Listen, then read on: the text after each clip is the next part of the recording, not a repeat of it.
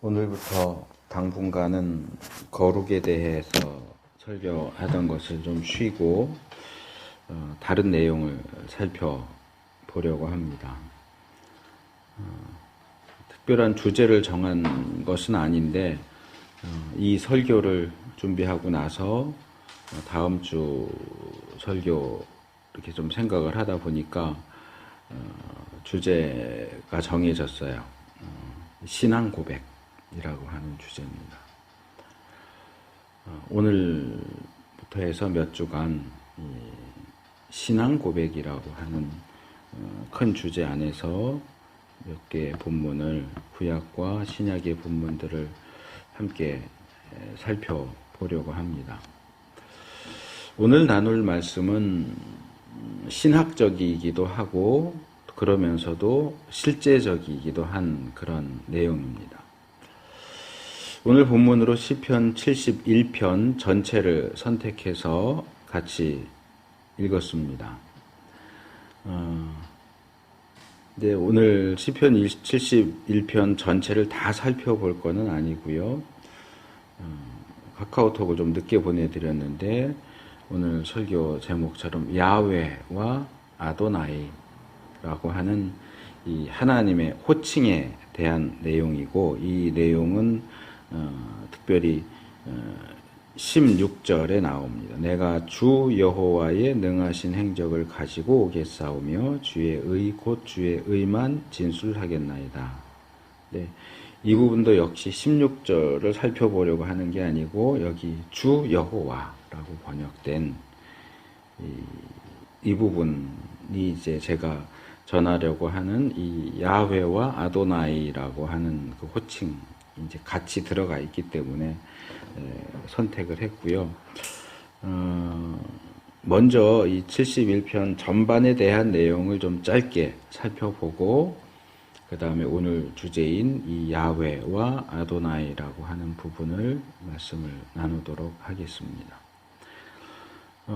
성경책마다 이제 차이가 좀 날 수 있는데, 뭐 본문에서 차이가 나진 않겠지만 이렇게 책들 보면 이제 스터디 바이블도 그렇고 대부분이 그렇고 이 각 장이나 단락에 대한 제목을 붙입니다. 그 제목은 원래 성경에 들어가 있는 것이 아니고 그 책을 편집하고 출판하는 사람들이 이 부분은 이런 내용이다라고 이해를 돕기 위해서 그런 제목 같이 붙여놓는데, 제가 가지고 있는 것에는 이 71편이 도움을 바라는 노인의 기도 이렇게 되어 있어요. 그리고 학자들도 대부분 이 시가 누가 지은 것인지는 알 수 없지만 아마도 나이가 많이 든 사람이 짓지 않았겠느냐 그렇게 봅니다. 물론 여기 그렇게 판단할 만한 내용이 본문에 여기 몇 가지 나오죠.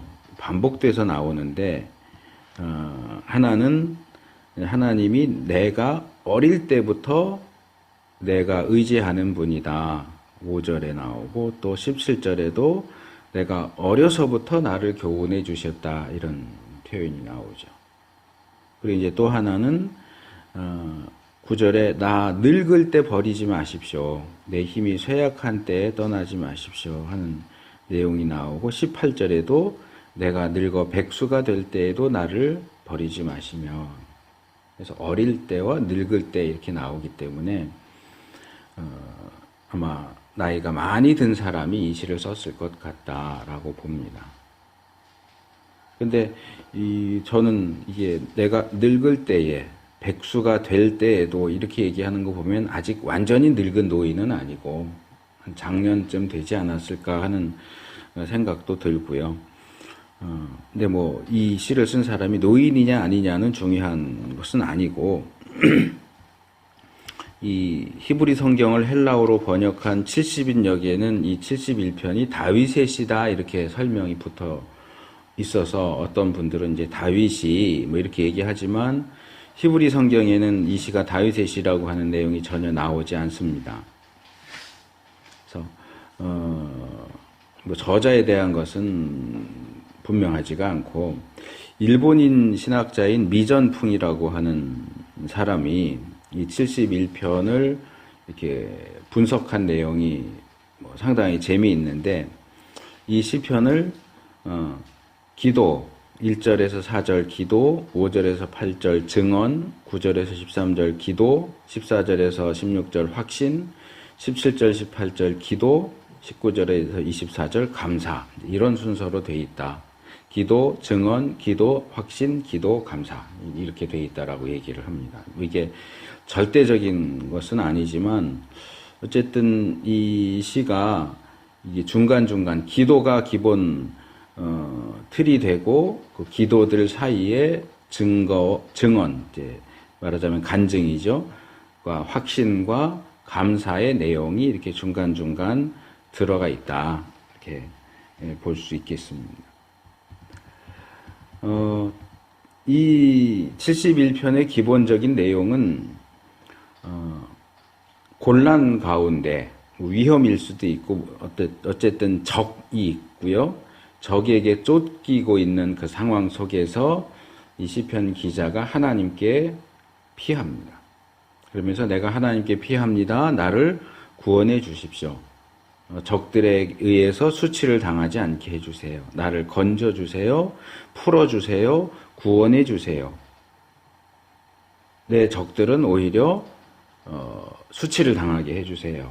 이런 내용을 이제 기본적으로 간구하면서 하나님이 나를 어릴 때부터 어떻게 대해 오셨는지, 어떻게 가르쳐 오셨는지 이야기하면서 내가 나이가 먹어서 늙게 되어도 나를 버리지 마시고 떠나지 마십시오. 간구합니다. 이게 그냥 단순히 이렇게 해주세요, 해주셨으면 좋겠습니다 하는 것이 아니라, 그가 어려서부터 하나님을 알았고 어려서부터 하나님을 경험해 왔기 때문에 하나님이 하나님의 백성인 나를 내 원수들로부터 구원해 주실 것은 확실하다. 확신 가운데 또 그렇게 해 주실 것을 감사하는 가운데 간구를 하죠. 그러면서 하나님이 나를 구원해 주시면 내가 하나님을 찬양하고 하나님을 사람들에게 널리 전하고 감사할 겁니다 하는 그런 내용들이 아까 말한 것처럼 기도와 증언, 기도와 확신, 기도와 감사, 이런 내용들이 서로 이렇게 엇갈리면서 나옵니다. 그래서 이 71편 자체만 놓고 우리가 말씀을 살펴본다고 해도 여기서 이 시편 기자가 하나님께 뭐라고 고백하고 있는가, 그 사람에게 있어서 하나님이 어떤 분이신가 하는 것들을 우리가 좀 깊이 묵상한다면 은혜로운 메시지를 얻을 수 있을 거라고 생각을 합니다.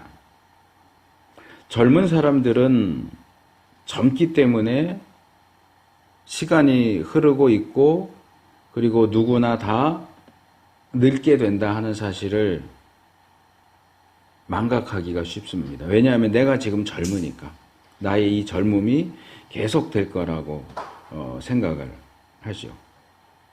또 나이가 어느 정도 든 사람들은 자기의 육신의 나이와 상관없이, 또는 그 육신이 나이가 들었기 때문에 더더욱 나의 내면은 아직도 젊어, 내 몸은 장년이 됐지만 내 마음은 아직도 청년이야, 뭐 이렇게 생각하고 주장하기도 하고, 또 나이가 아주 많이 든 이제 늙은 어른들은 이제 내 육체로는 더 이상 내다볼 게 없고, 과거에 내가 좋았는데 과거를 회상하거나 이제는 내가 옛날처럼 움직일 수도 없고, 생각이 빨리빨리 돌아가지도 않고, 말도 생각한 것처럼 빨리빨리 나오지도 않고, 내가 왜 이렇게 됐을까 실망하고 낙심하는 가운데, 뭐 흔히 하는 말로 늙으면 죽어야지, 죽음을 바라보고 죽는 날을 기다리는 것 외에는 할 것이 없다, 뭐 이런 태도를 취하기도 합니다. 하지만 젊다고 해서 뭐든지 다 할 수 있는 것도 아니고 또 늙었다고 해서 아무것도 할 수 없는 것도 아닙니다. 각각이 자기 나이대에 맞는 그 나이대에 할 수 있는 일들이 있고 그 나이대에 맡아서 감당할 수 있는 역할이 있으니까 젊든지 늙든지 하나님 앞에서 내가 할 수 있는 것들을 하면 족할 것이다 생각을 하게 됩니다. 자, 이렇게 71편의 좀 커다란 이야기, 기도와 간증과 기도와 확신과 기도와 감사, 그리고 어릴 때와 늙을 때 곤란과 구원, 찬양과 감사, 이런 좀 커다란 등치를 가지고 있는 이 이야기, 또 거기서 우리가 얻을 수 있는 메시지 중간에 이제 이 야훼와 아도나이라고 하는 유대인들이 하나님을 부르는 호칭에 대한 이야기를 좀 끼워 넣으려고 그래요. 그래서 이 부분을 좀 쭉 말씀을 드리고 이제 마지막에 다시 이제 71편 전체의 메시지와 이 내용을 좀 연결시켜 보려고 생각을 합니다.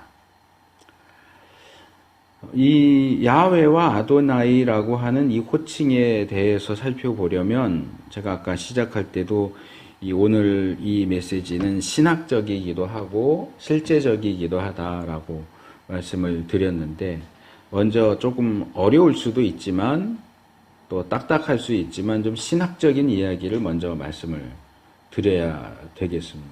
그리고 신학적인 내용들을 소개한 후에 이것이 실제적으로 어떤 의미를 가지는가, 우리가 여기서 실제적인 어떤 교훈을 받을 수 있는가 하는 것을 말씀을 드리도록 하겠습니다. 제가 가끔 말씀드렸던 부분이기는 해요. 근데 아마 오늘 제일 자세하게 그 부분을 말씀을 드리는 것 같아요. 일단 이 하나님을 부르는 호칭, 하나님의 이름이 성경에는 여러 가지가 나오지만 그 중에 가장 핵심이 되는, 가장 중요한 호칭은 제가 이 부분 이제 카톡으로 보내드렸어요. 신명사문자입니다. 그러니까 한문으로 말하면 신의 이름, 그러니까 4개의 알파벳으로 된 신의 이름, 이런 거예요. 그래서 이제 라틴어로 테트라그람마톤, 4개의 문자, 원래는 4개의 문자 그런 뜻인데, 이제 이게 하나님의 이름을 가리키는 것이기 때문에 이제 신명사문자 이렇게 합니다. 이 부분에 대한 어떤 신학적인 내용인데, 전통적으로 유대인들은 하나님을 가리키기 위해서 히브리어 알파벳 4개의 문자를 사용해 왔습니다. 그것을 신명사문자라고 부릅니다. 근데 왜 이것을 신명사문자라고 이야기하느냐 하면, 10계명 가운데 3번째 계명에서 너희는 하나님의 이름을 망령되이 일컫지 말라, 하나님의 이름을 함부로 부르지 말라 하고 하는 명령이 있기 때문에 유대인들은 전통적으로 하나님의 이름을 직접적으로 언급하는 것을 금해왔습니다. 그래서 이 4개의 알파벳으로 되어 있는 이 이름이 하나님의 이름인 것은 맞는데, 기록된 그 단어를 소리내서 읽을 때 원래의 그 발음대로 읽지 않았습니다. 그러다 보니까 시간이 흐르면서 이 단어가 원래 어떻게 읽어야 되는 단어인지 그 발음을 잃어버렸어요. 어떻게 아무리 시간이 흘러도 그렇지 그거를 읽는 방법을 잊어버릴 수 있나, 이해가 안 갈 수도 있지만 실제 유대인들의 역사 속에서 일어난 일입니다. 여기에는 몇 가지 이유가 있는데, 첫 번째가 아까 말씀드린 것처럼 이 단어를 읽을 때에 원래의 발음대로 읽지 않았다는 10계명, 3계명 때문에 원래의 발음대로 읽지 않았다고 하는 것도 있고, 또 하나는 이 단어가 사용되면 이 단어가 아니라 다른 단어를 사용해서 이 단어를 읽어왔습니다. 그리고 또 하나는 원래 히브리어에는 모음이 없습니다. 자음만 있어요. 그러니까 그 단어를 아는 사람은 우리 한글로 해도 마찬가지죠. 자음만 쭉 써놓으면 이게 뭘 가리키는 건지 이렇게 문맥이나 뭐 이런 걸로 보거나 이렇게 해야만 알 수 있지. 뭐 예를 들어서 기역, 니은 이렇게 하면 기역, 니은이 가리킬 수 있는 것들은 굉장히 많아요. 거기에 자음, 모음이 붙어야 이게 정확하게 뭘 가리키는 걸 알 수 있죠. 이런 여러 가지 이유 때문에 유대인들이 결국 이 하나님의 이름을 가리키는 이 4개의 문자를 어떻게 발음하는지를 잊어버렸습니다. 이 구약 학계에서는 야훼라고 읽는 것이 아마 원래의 발음에 가장 가까울 것이다 라고 이제 보지만 이것도 100% 확실한 건 아닙니다. 아직도 이 단어를 어떻게 읽어야 되는지는 확실하게 밝혀지지 않았습니다. 이 야훼라는 이름은 이제 요즘 조금씩 쓰는 사람들도 있지만 그것보다 더 보편적으로 알려져 있는 이름은 여호와죠. 여호와.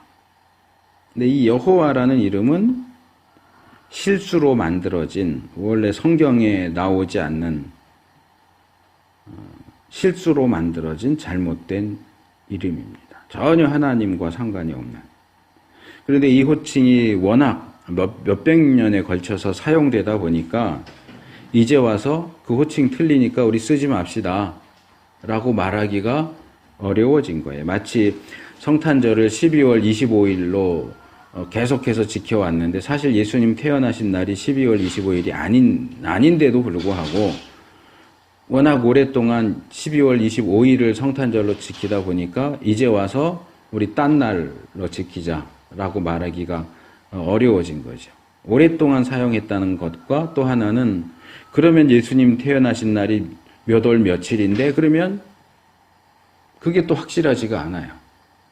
정확한 날짜를 몰라요. 그러니까 12월 25일을 지키지 말자라고 해도 그럼 몇 월 며칠을 지킬 건데? 라고 할 때 대안으로 내놓을 수 있는 날이 없어요.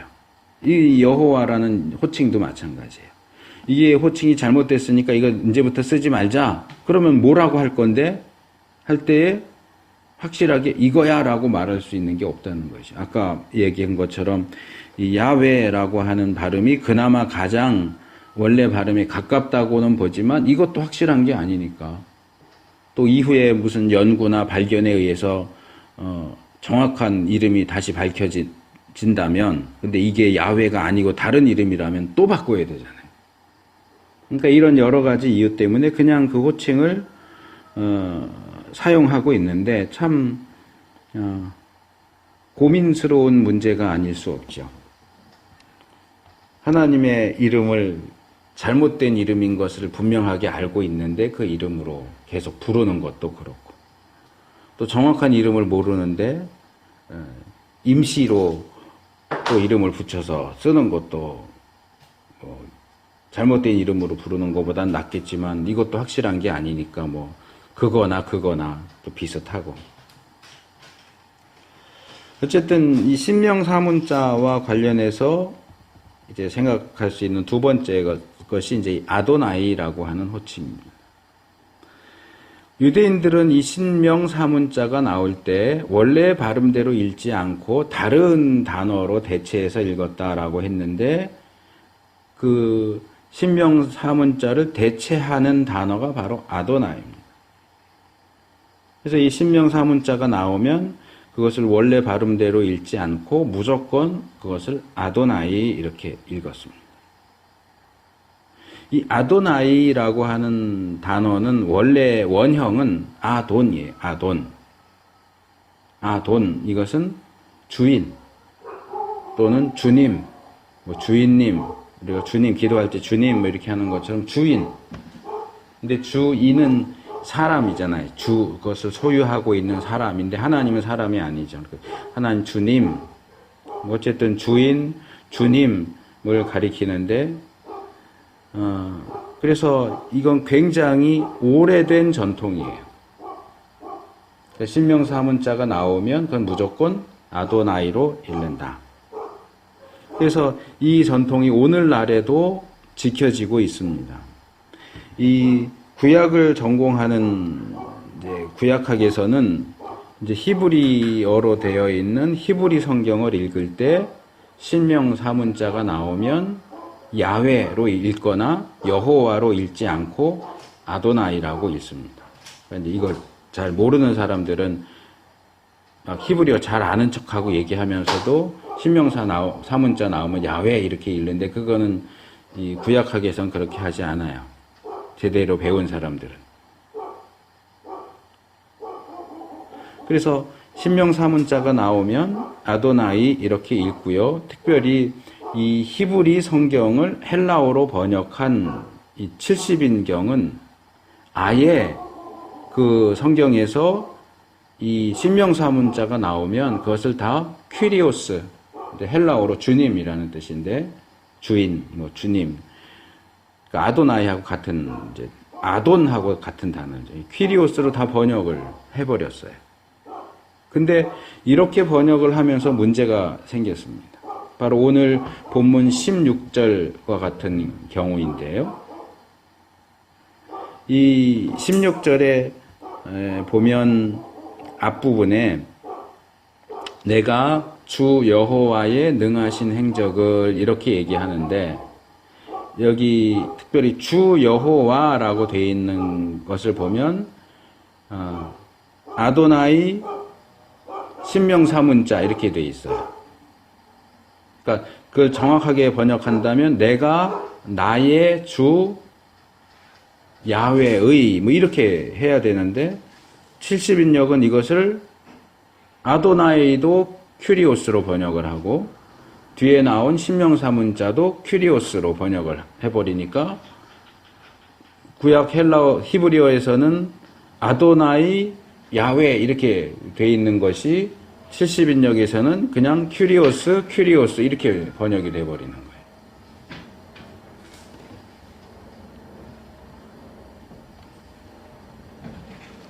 그래서 히브리 성경을 참조하면 이게 아도나이 신명사문자구나 이렇게 알 수 있지만 70인경밖에 성경이 없다면 그냥 주님 이렇게 돼버리니까 이게 원래 이 신명사문자로 사용된 게 어느 건지 구분이 안 돼버리는 거예요. 그래서 이 영어를 사용하는 사람들이 영어 성경에서 이 부분을 구분할 수 있는 방법을 고안해냈습니다. 그래서 이제 히브리어로는 아돈이고 헬라어로는 큐리오스인데 이제 영어로 하면 로드죠. 로드. 오 마이 로드 할 때 로드인데 LORD인데 이 신명사문자가 나오는 경우에는 LORD를 다 대문자로 씁니다. 그러니까 똑같은 로드인데 로드에 해당되는 4개의 알파벳이 다 대문자로 나와 있는 경우는 이게 히브리어 성경에서 신명사문자구나 하는 걸 구분할 수 있죠. 그리고 이제 아돈 내지는 아도나이 이렇게 나올 때는 그것이 하나님을 향해서 하나님 오늘 본문 16절처럼 나의 주님 이렇게 할 때는 L을 대문자로 씁니다. 제일 처음에 나오는 L만 대문자로 쓰고 ORD는 소문자로 씁니다. 요거는 아도나이, 아돈에 대한 번역이구나. 그 다음에 세 번째로 그냥 사람이 예를 들어서 노예가 자기 주인한테 주인님 또는 우리가 일반적으로 잘 모르지만 성인 어른을 대할 때 선생님 뭐 이렇게 부르는 것처럼 그 사마리아 여자가 예수님하고 대화하는 중에 주여 이렇게 할 경우는 예수님을 구세주로 인정한다는 그런 의미가 아니고 그냥 존칭이에요. 그럴 경우에는 4개의 문자를 다 소문자로 씁니다.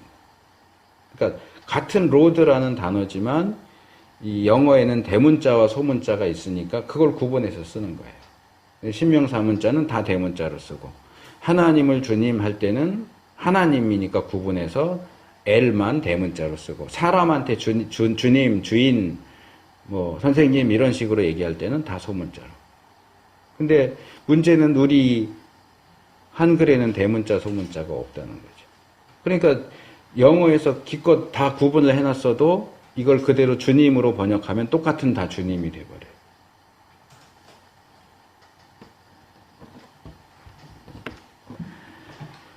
그래서 어쨌든 이 70인경을 기본으로 해서 그것은 이제 대본이라고도 하고 저본이라고도 하는데, 이제 번역하는 대상이 되는 그것을 히브리 성경이 아니고 70인경에서 번역을 한 공동 번역은 근데 또 독특하게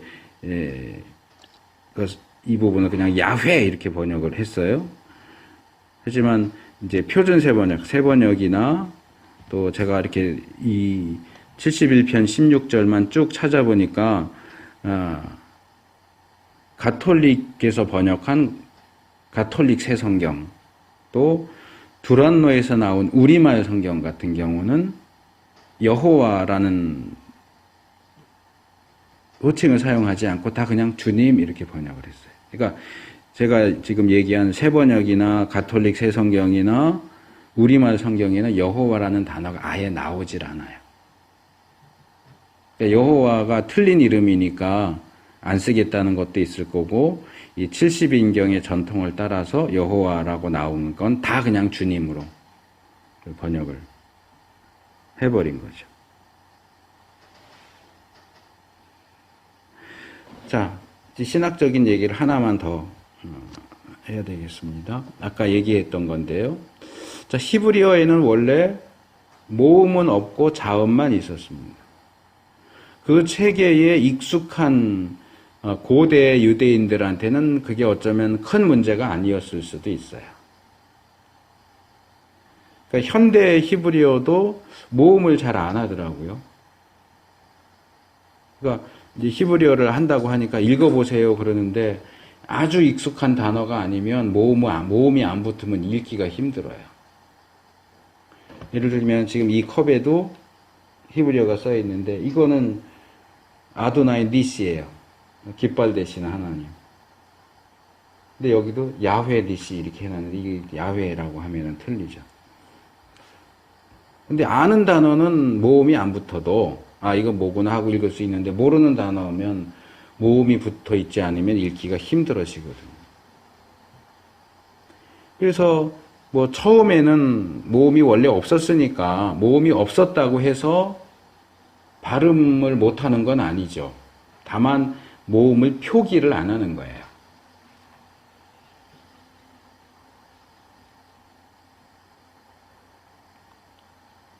근데 그게 이제 구전처럼 내려오니까 배운 사람들은 이제 모음이 표기가 안 돼도 보면 이게 뭐구나 하고 읽는데, 시간이 흐르면서 문제가 생기죠.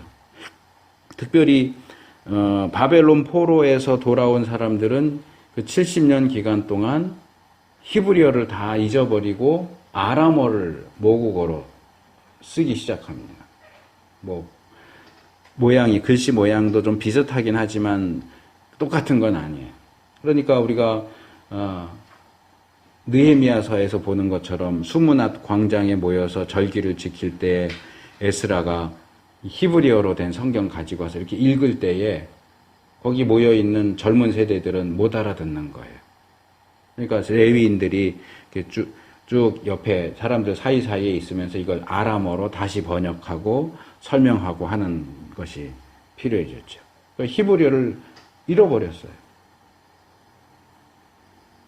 사실상 신약 시대에도 대부분의 이스라엘 백성들은 히브리어를 잃어버렸어요. 아람어를 모국어로 썼기 때문에. 그러니까 서기관이나 특별히 성경을 연구하는 사람들 외에는 히브리어를 잃어버렸기 때문에 히브리어 성경 갖다 대놓고 읽어봐 그래도 못 읽어요. 왜냐하면 현재처럼 히브리어 자음, 히브리어 성경에 자음에 모음이 붙어진 것은 중세시대 때 일이거든요. 중세시대의 유대인 학자들이 이건 문제가 너무 심각하다. 그래서 기존에 이제 전해 내려오던 그 모음 체계를 고안을 해서 자, 아 이렇게 발음할 땐 어떻게 표시하자. 우 할 때는 어떻게 표시하자. 이게 모음 체계를 고안해서 아예 새로 만든 건 아니고 기존에 있었던 것들을 이제 문자화해서 이제 자음만 있는 그 본문에다가 모음을 찍은 거예요. 그래서 지금 연구하는 히브리 성경에는 모음이 다 찍혀져 있죠. 뭐 악센트 체계도 찍혀져 있고. 근데 그 과정에서 이 신명사문자에 해당되는 모음을 잊어버렸기 때문에 아도나이에 해당되는 모음을 여기다 찍어버린 거예요. 근데 그러한 사실에 대한 연구가 제대로 돼 있지 않던 시대에 이 본문을 번역하는 과정에서 야훼라고 읽어야 될 이 신명사문자에 아도나이의 모음을 붙여서 읽다 보니까 여호와라고 하는 괴상망측한 이름이 탄생하게 된 거예요. 그래서 처음엔 몰랐어요. 그게 왜 그냥 자음에 모음 붙어 있으니까 그대로 읽은 거예요. 그러니까 이제 그대로 읽으면 예호바 이렇게 돼요. 예호바. 그 이제 영어식으로 할 때 이제 제호바 이렇게 되죠. 그게 이제 우리나라 말로 할 때는 여호와 이렇게 된 건데. 근데 한참 시간이 흐른 뒤에 아 이게 이러이러한 이유로 지금 모음을 잘못 붙여놓은 거구나. 이걸 이 자음과 이 모음을 붙여서 읽으면 안 되는구나 하는 걸 알았는데 이미 시간이 너무 흘러갖고 보편화돼 버렸어요. 이미. 그래서 제가 이제 종종 예를 들지만 예를 들어서 제 이름을 놓고 얘기하면 김준기의 모음을 빼고 자음만 하면 기역, 지읒, 니은, 기역 이렇게 되는데 목사님, 김준기 목사님 할 때 목사님에서는 또 자음을 빼고 모음만 하면 오, 아, 이 이렇게 되잖아요. 그러면 김준기 자음에 목사님의 모음을 붙이면 곰잔기 이렇게 돼요. 그러니까 저를 부를 때 곰잔기 씨 이렇게 하면 얼마나 이상해요. 제 원래 이름의 자음에다가 목사님의 모음을 합쳐서 만들어진 이름 곰잔기. 저하고 아무 상관이 없죠. 근데 보는 사람마다 저를 그렇게 부르면 얼마나 거북스럽고 싫겠어요. 이 여호와라는 이름이 딱 그렇게 해서 만들어진 이름이라. 자, 그래서 이제 이 정도로 이 야훼와 아도나이라고 하는 호칭에 대한 기본적이고 신학적인 설명은 뭐 필요한 만큼은 다 했다고 말할 수 있겠고요. 이제는 신학적인 내용을 넘어서서 실제적인 이야기를 좀 하려고 합니다. 제가 작년 12월에 메모를 해놨는데 이렇게 보니까 작년 12월이더라고요. 어느 책을 보다가 지금 제가 얘기한 것 같은 그 설명을 해놓은 내용을 읽었어요. 뭐 저는 기본적으로 알고 있었던 내용인데 이렇게 쭉 보다가 평소에는 아 그래 이런 거 이렇게 했지 맞아 하고 넘어갔을 텐데 뭔가 평소에 하지 못했던 새로운 생각이 떠올랐어요. 그래서 그것을 메모로 남겼는데 그때 저한테 떠오른 생각의 기본적인 내용이 이거예요. 그래, 유대인들은 신명사문자가 나올 때에 아마 야훼일 것 같은데 그것을 야훼로 안 읽고 전혀 다른 단어인 아도나이라고 불렀다. 뭐 여기까지는 기본적으로 알고 있는 건데 그런데 이게 이름을 바꿔 부른다고 하면 아도나이가 아니고 아돈이라고 불러야 맞는데 하는 생각이 든 거예요. 왜냐하면 제가 앞에서 그냥 설명 안 하고 넘어갔지만 아도는 설명했죠. 아도는 주인, 주님 그런 뜻이에요. 근데 아도나이 뒤에서 아이가 붙으면 1인칭 소유격이에요. 그러니까 아도나이는 주님이라는 뜻이 아니고 나의 주님이라는 뜻이에요.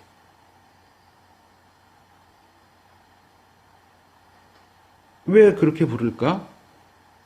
신명사문자가 나오면 아돈 이렇게 불러야 이게 둘이 제대로 매치가 되는데, 아까 제가 예를 든 것처럼 김준기를 뭐 목사님 아니면 목사 이렇게 바꿔서 부르는 건 괜찮아요. 김준기라고 썼는데 그걸 목사님이라든지 목사라고 읽는 건 괜찮은데, 김준기라고 썼는데 나의 목사님 이렇게 읽으면 이상하잖아요.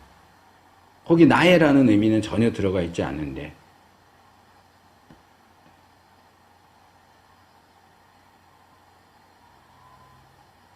그래서 그 생각을 조금 발전을 시킨 거예요. 신명사문자의 정확한 대응, 신명사문자라고 하는 이 고유명사의 짝이 될 수 있는 것은 정확하게 말하면 아돈이다. 주님. 그런데 유대인들은 여기에 1인칭 소유격을 붙여서 아도나이, 아돈이 아니고 아도나이라고 불렀다. 왜? 왜 그렇게 불렀을까? 물론 이 부분을 제가 무슨 다른 신학책을 보면서 이렇게 결론을 내린 게 아니고, 사실은 제가 여지까지 읽은 어느 책에서도 왜 신명사문자를 다른 단어로 바꿔서 부르는데 아돈이 아니고 아도나이다라고 설명하는 책을 한 번도 본 적이 없어요. 누구도 이걸 설명해 준 것을 제가 본 적이 없어요. 모르겠어요. 제가 세계 최초다 이렇게 말할 수 있을지는 모르겠는데, 어쨌든 저는 이 부분에 대한 설명을 한 번도 본 적이 없어요. 그리고 저 나름대로 이 부분을 생각을 해봤어요. 왜 그랬을까?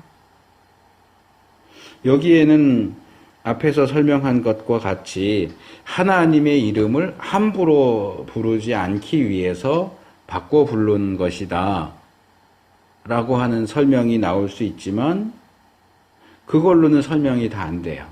그냥 이름을 바꿔 부르려면 그냥 아돈 이렇게 부르면 그게 사실 정확하고 맞아요. 거기에 나의 하나님, 나의 주님이라고 붙일 이유가 전혀 없어요. 그래서 고민을 좀 하다가 제가 나름대로 내린 결론은 이거예요.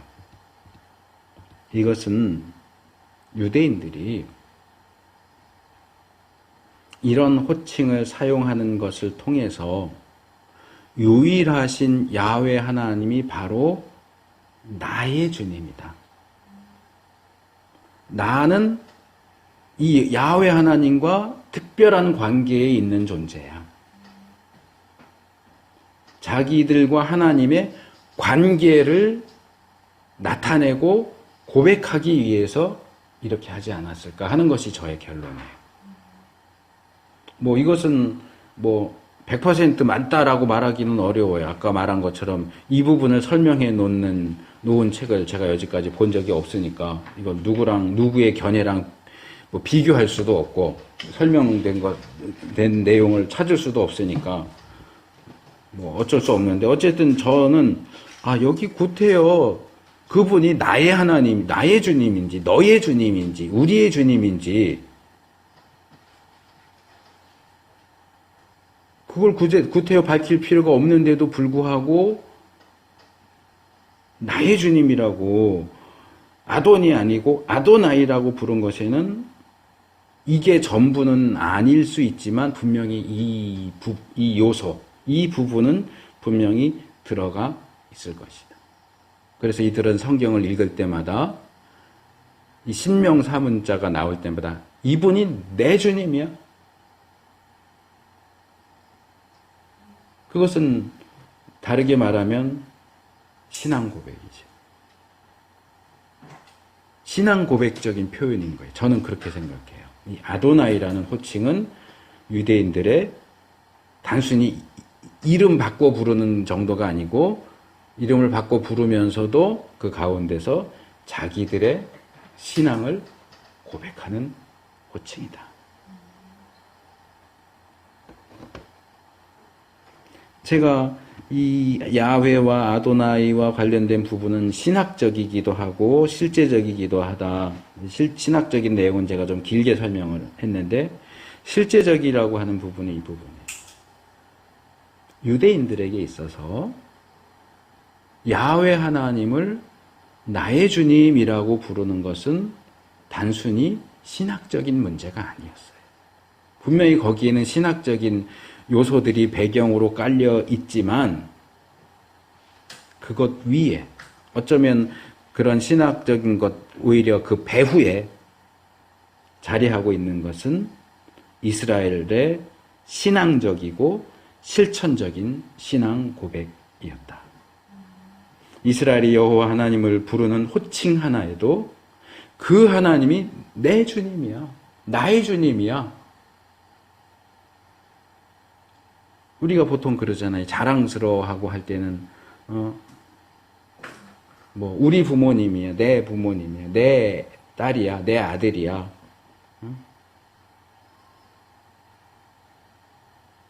그렇게 말하듯이 자랑하듯이. 그런데 이 하나님이 내 주님이야, 나의 주님이야, 내가 이분에게 소유된 사람이야.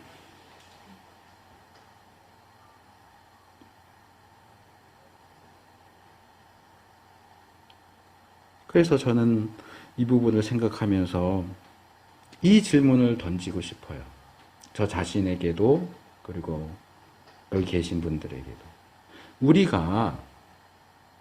우리가 믿는 하나님을 부르는 호칭에는 어떤 신앙 고백이 들어가 있습니까? 어떤 분은 하나님, 어떤 분은 여호와, 어떤 분은 주님, 아버지, 여러 가지 호칭들을 기도할 때나 이렇게 얘기할 때 사용하실 텐데, 우리가 하나님을 부르는 그 호칭에는 어떤 신앙 고백이 들어가 있습니까? 아니면 아무런 신앙 고백도 없이 그냥 배웠기 때문에 그렇게 부르는 겁니까?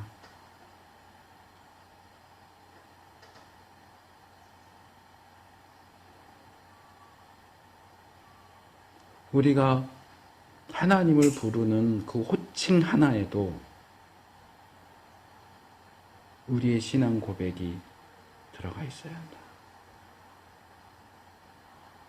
그냥 예배 시작할 때에 사도신경으로 신앙 고백하겠습니다. 제가 지난주에도 얘기했지만 제가 예배 때 사도신경 할 때는 일부러 천천히 한다고 그랬잖아요.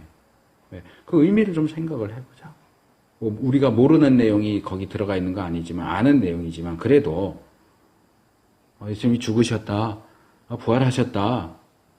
재림하실 거다.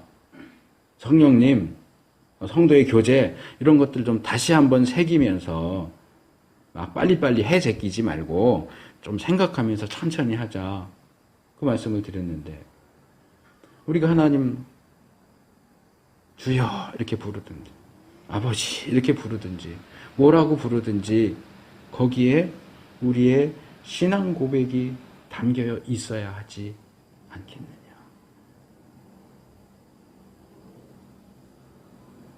그리고 이런 우리의 하나님에 대한 신앙 고백적인 호칭을 다시 이 시편 71편 전체하고 한번 엮어서 생각해보고 말씀을 마치겠습니다.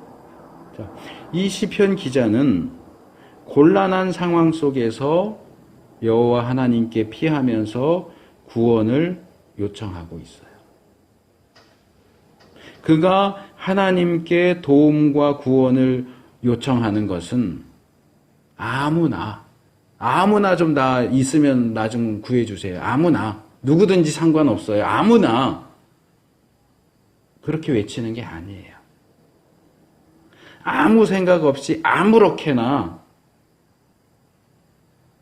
누가 됐든 어떻게 했든 그냥 나를 도와주면 그게 최고예요. 그런 식으로 아무에게나 아무렇게나 하는 도움 요청이 아니에요.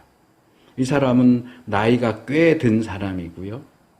소시적부터 어렸을 때부터 하나님을 알고 하나님을 경험한 사람이에요. 그래서 이 사람은 자기가 모르고 있는 어떤 존재가 아니라 자기가 너무나 잘 알고 있는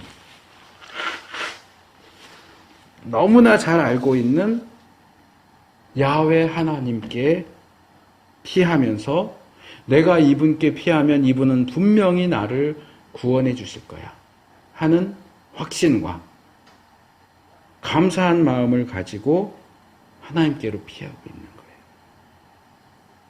이 사람은 하나님께서 자신을 구원하실 것을 확신하고 있어요. 9절에 나를 늙은 때에 버리지 마시며 내 힘이 쇠약한 때에 떠나지 마소서, 이런 표현이 왠지 모를 어떤 불안감을 표현하는 것처럼 보이기는 해요. 하나님이 나 버리시면 어떡하지? 근데 제가 볼 때는 이 버리시면 어떡하지 하는 불안감보다는 자기의 확신을 겸손하게 표현하는, 구약에 종종 그게 나와요. 가장 대표적인 예가 요엘서 2장 14절이에요. 너희가 이럴 때 회개하고 하나님께 부르짖어라. 그러면 하나님께서 혹시 너희를 구원하실 줄 알겠느냐.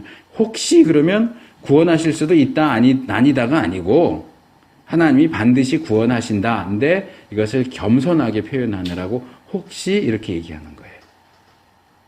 여기도 마찬가지예요. 나를 버리지 마십시오, 떠나지 마십시오 하는 얘기는 하나님이 나를 버리면 어떡하지? 나를 떠나가시면 어떡하지? 그게 아니고 하나님은 나를 절대로 버리지 않으셔. 하나님은 나를 절대로 떠나지 않으셔 라고 하는 확신이 있지만 그 확신을 겸손하게 표현하는 거예요.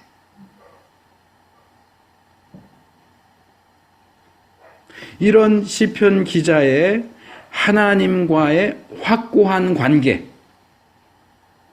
이런 것이 한 사람 한 사람의 이스라엘 사람들로 하여금 야훼 하나님을 아도나이,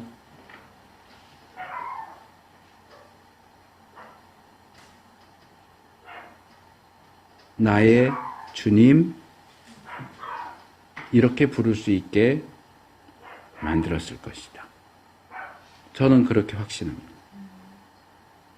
그리고 동일한 이유에서 오늘날 우리들도 하나님을 나의 주님, 나의 주님, 그렇게 부를 수 있고 또 그렇게 불러야만 한다고 생각합니다.